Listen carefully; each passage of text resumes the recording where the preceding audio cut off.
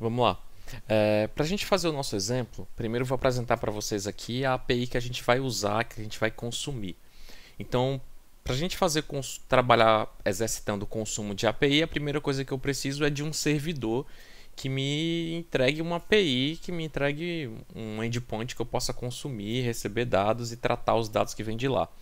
Como eu não vou como esse exercício, o objetivo dele é não focar muito no lado do servidor por enquanto, a gente vai usar essa API pública aqui, que é o Star Wars API. O endereço dela é swapi.dev. É uma API pública que traz umas informações fácil de usar, bem didático para trabalhar. Tem várias outras, tem uma do Pokémon, tem a galera cria umas APIs bem legais aí para a gente treinar. Então, essa aqui é pública, pode acessar, pode usar. Então vamos entender um pouquinho como é que nós vamos trabalhar aqui. Primeira abordagem que a gente vai falar de consumo de API é utilizando o Fetch API. O Fetch API ele é um recurso nativo do JavaScript. Você não precisa adicionar ou importar nenhuma biblioteca, nada, instalar nada. Ele já vem por padrão. Tanto que ela é a Fetch API é uma função que está disponível no objeto window. Então, se eu colocar aqui, ó, console.log window,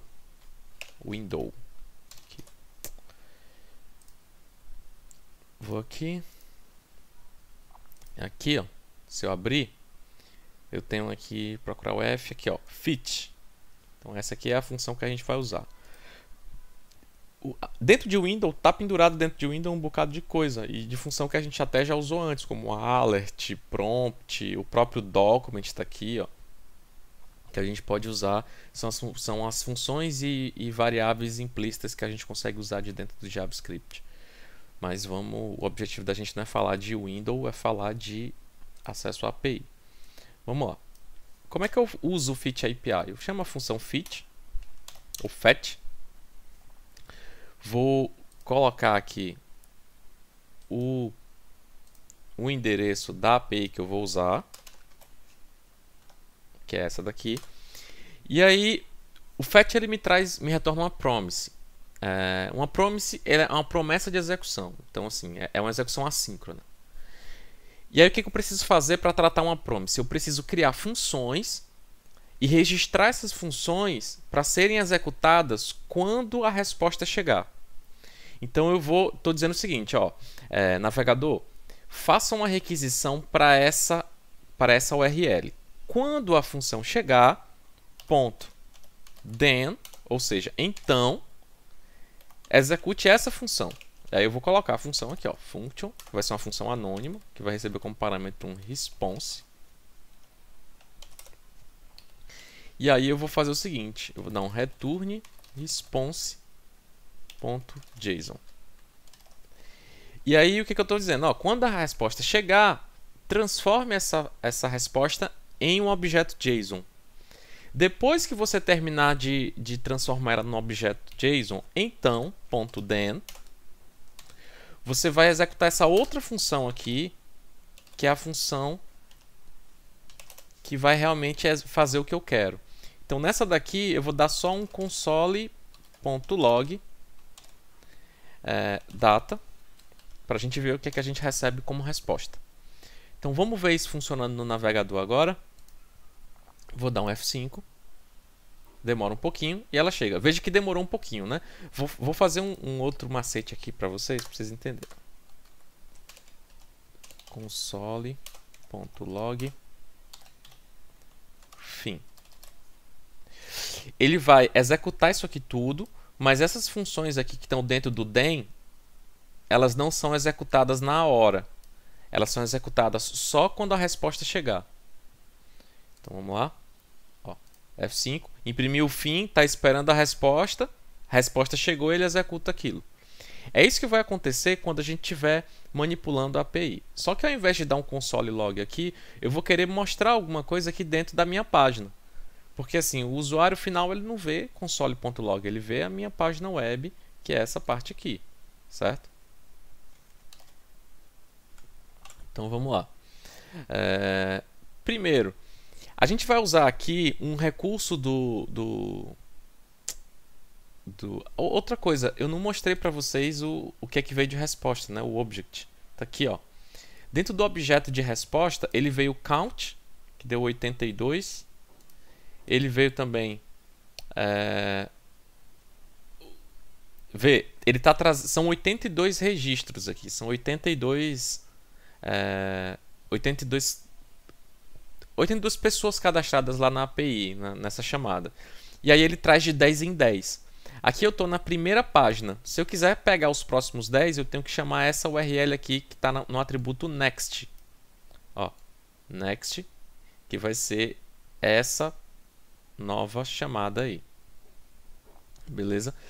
Mas eu não vou tratar isso agora não. Eu vou passos pequenos. Vamos considerar que só vem esses 10. Eu vou pegar só esses 10 primeiros resultados aqui e vou exibir em tela. Então ele vai me trazer um array de 10 elementos. Vamos lá. Vamos supor... Vou tirar isso aqui. Tudo que a gente vai fazer vai estar aqui dentro, tá? Dentro desse último den. Vamos supor que eu faço o seguinte.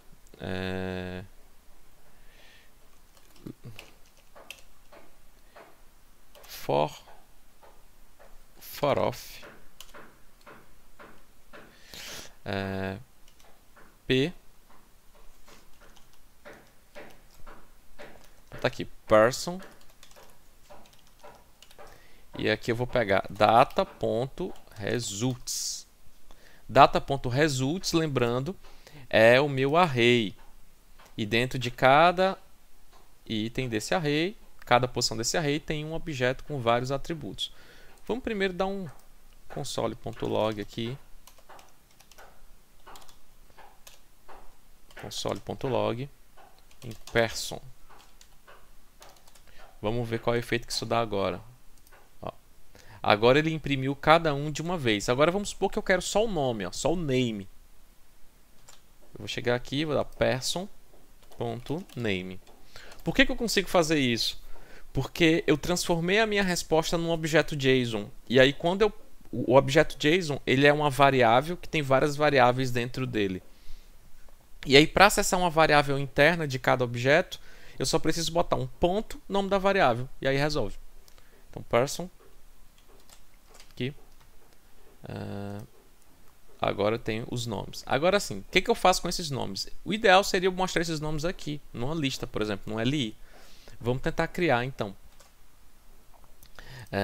Primeiro, a gente vai fazer aqui o seguinte. Eu vou pegar o elemento div, porque é dentro dessa div que a gente vai montar a nossa lista. Vocês vão ver isso na hora que a gente for começar a executar. Então, ó, div, vou botar aqui. Vou criar aqui uma lista. Document.create element. E aí eu vou botar o L. Beleza, tá aqui o L. E agora, dentro do for, eu vou criar os LIs, que são os list items. Então aqui, dentro do for, eu vou criar um LI. Vou criar só item. Pronto. Item document.create element. LI. E aqui o que eu faço? Eu crio uma UL, que é a lista. E para cada elemento eu vou criar uma LI, que é um list item. Só que até agora eu não fiz nada, né? E aí o que eu vou fazer? Eu vou dar aqui um content, criar uma variável content, e eu vou chamar document.create text node.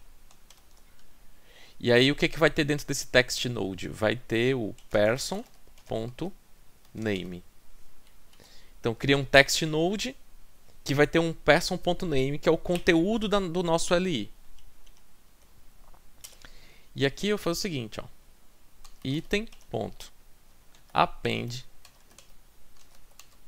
child. Ou seja, estou adicionando um nó filho. Lembra lá da aula de DOM, Eu tenho um elemento DOM que tem um elemento HTML dentro do outro. E aí eu vou colocar aqui dentro do item, eu vou colocar o content. E para finalizar, eu vou botar o meu item. Botei o content dentro do item e agora eu vou botar o item dentro da minha lista. Não, aqui é lista.add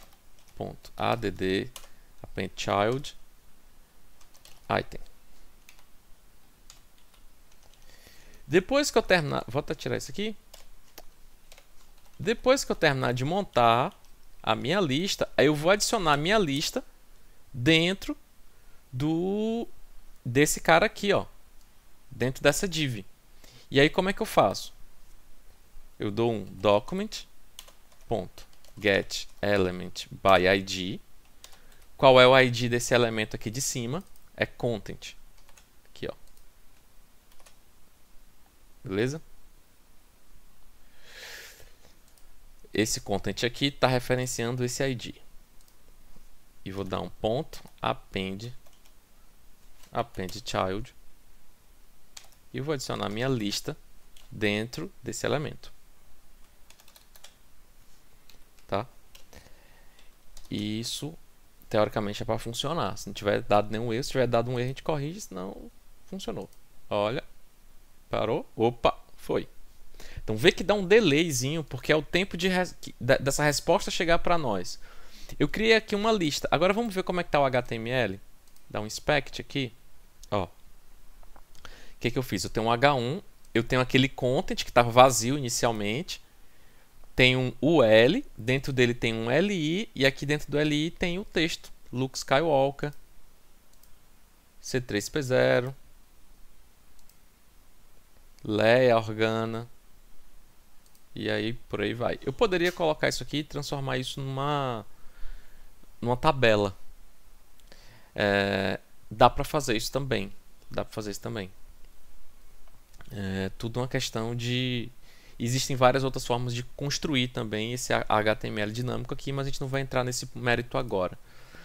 O objetivo aqui é mostrar para vocês que dá para a gente fazer uma chamada API.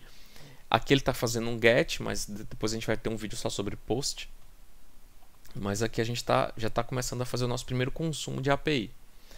Além do FET, tem outros exemplos de outras abordagens, mas aí eu vou deixar isso para depois, tá? Para o outro vídeo, senão esse aqui vai ficar grandão.